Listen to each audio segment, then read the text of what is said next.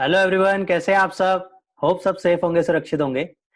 क्या income tax return की date 31 मार्च 2021 तक बढ़ गई है? ये कंफ्यूजन काफी ज्यादा जो है क्रिएट हो गई है जब से ये taxation and other laws relaxation and amendment of certain provision bill आया है। इसके बाद से जो है कौन कौन सी डेट्स एक्सटेंड हुई है और कौन सी डेट एक्सटेंड नहीं हुई है, काफी सारी कंफ्यूजन क्रिएट हो गई है। तो आज की इस वीडियो में हम इसको डिस्कस करेंगे कि कौन कौन सी डेट बढ़ी है और कौन सी डेट जो है वो नहीं बढ़ी है।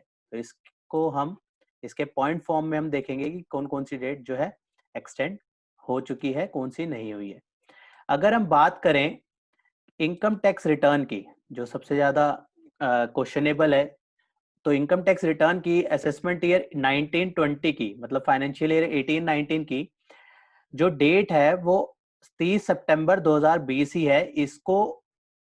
इसकी डेट जो है 31 मार्च 2021 तक नहीं है, ये एक्सेप्शन लिस्ट में डाली गई है, ये इसकी डेट एक्सटेंड नहीं हुई है। अब बात करें इनकम टैक्स रिटर्न की फॉर द असेसमेंट ईयर 2021, मतलब फाइनेंशियल ईयर 1920 की अगर बात करें तो इसको भी एक्सेप्शन लिस्ट में डाला गया है। इसकी डेट भी 30 नवंबर 2020 ही है, इसकी डेट भी 31 मार्च 2021 नहीं है। हमें ध्यान रखना है आईटीआर की जो डेट है फॉर द फाइनेंशियल ईयर 1819 वो 30 सितंबर 2020 ही है। बहुत कम टाइम रह गया है, इसको टाइमली कवर कर लीजिए। और बात करें अगर हम income tax return financial year 1920 की, ये जो है 30 नवंबर 2020 तक ही है। अगर हम बात करें ऑडिट रिपोर्ट की, filing of audit report under any provision for the financial year 1920 is to be complied till 31 October 2020, इसकी डेट भी जो है 31 मार्च 2021 नहीं है। तो ये तीनों जो है हमें ध्यान रखना है, इन तीनों की डेट जो है इस बिल की वजह से चेंज इसमें नहीं आया है। फर्दर अगर हम बात करें टीडीएस और टीसीएस रिटर्न की, जो कि फरवरी और मार्च 2020 की या फिर फोर्थ क्वार्टर ऑफ मार्च 20 की, तो ऐसे केस में जो है इसकी एक्सटेंशन जो है 31 मार्च 2021 तक जो है इफेक्ट में आई है। और अगर हम नेक्स्ट पॉइंट में आए और furnishing of certificate under section 192, जो सैलरी को फॉर्म 16 चाहिए, तो उसकी डेट जो है 15 अगस्त 2020 उसकी लास्ट डेट थी, उसको बढ़ा के जो है 31 मार्च 2021 कर दिया है। तो ये इनमें से जो है कुछ में एक्सटेंशन हुई है, कुछ में एक्सटेंशन नहीं हुई।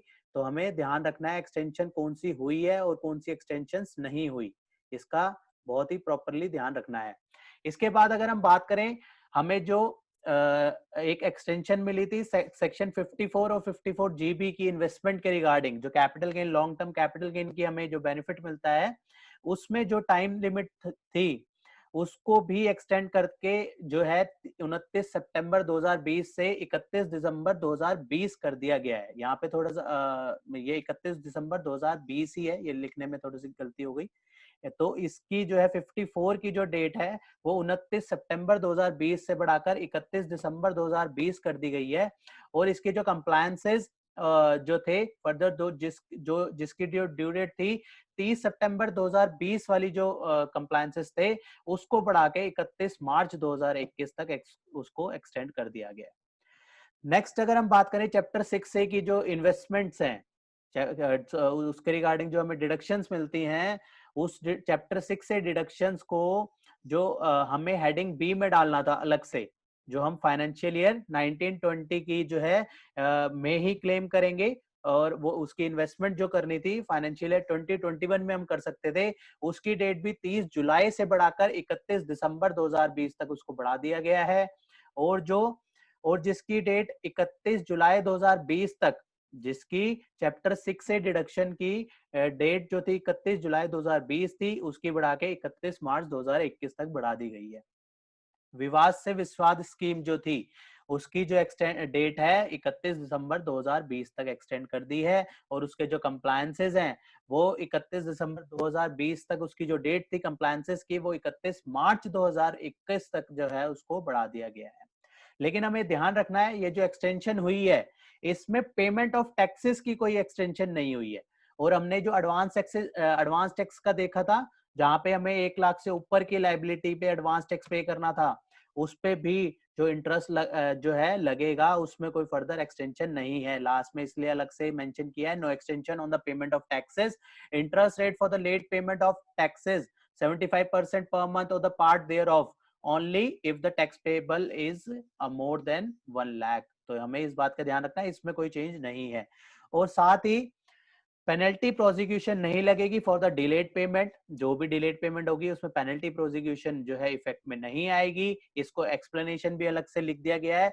द पीरियड ऑफ डिले, जो पीरियड ऑफ डिले माना जाएगा वो ड्यू डेट से लेकर जो है डेट ऑफ पेमेंट तक माना जाएगा डिलेड पेमेंट। और जो नए जो चैरिटेबल ट्रस्ट को, जैसे कि अब हम जानते हैं कि चैरिटेबल ट्रस्ट को री रजिस्ट्रेशन करनी है, उसके जो है नए प्रोविजंस भी आ चुके हैं। तो ये जो है इनमें की मेन जो पॉइंट्स थे वो सम अप कर दिए गए हैं। तो यहाँ पे अब हमने देखा कि कौन कौन सी डेट्स एक्सटेंड हुई हैं और कौन कौन सी डेट एक्सटेंड नहीं हुई। तो हमें ध्यान में रखना है कि आईटीआर की डेट जो है वो एक्सटेंड नहीं हुई। और अगर हम बात करें ऑडिट की, तो ऑडिट के केस में भी हमारी जो डेट है ऑडिट रिपोर्ट की वो 31 अक्टूबर ही है। तो इन पॉइंट्स का जो है प्रॉपरली ध्यान रखें। तो मिलते हैं फिर नेक्स्ट वीडियो में नेक्स्ट टॉपिक के साथ। टिल देन बाय बाय, जय हिंद जय भारत। होप आपको ये इन्फॉर्मेशन पसंद आई होगी, तो इसे लाइक कीजिए, शेयर कीजिए। रेगुलर अपडेट्स के लिए आप हमारे चैनल को सब्सक्राइब करें, नोटिफिकेशन बेल आइकन को प्रेस करना ना भूलें, ताकि जैसे ही नया अपडेट डालें आपको वो इमीडिएटली मिल जाए। Thanks for watching.